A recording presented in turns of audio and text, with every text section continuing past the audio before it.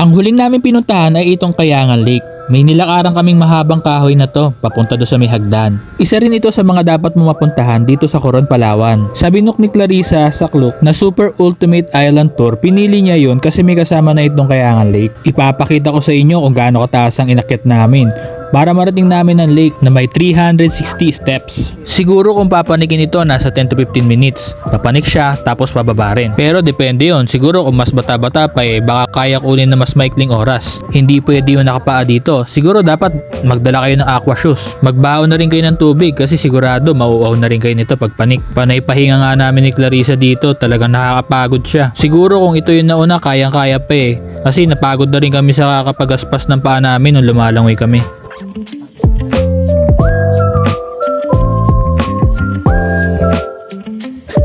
Dito sa taas yung pinaka view deck niya. Makikita mo dito yung mga nakapaligid na bundok. Ang ganda.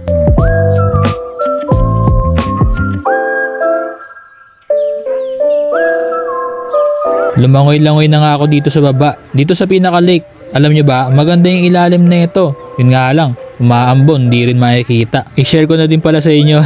Muntik na ako malunod dito. Kung mapapansin nyo, yung life vest ko malaki na yan.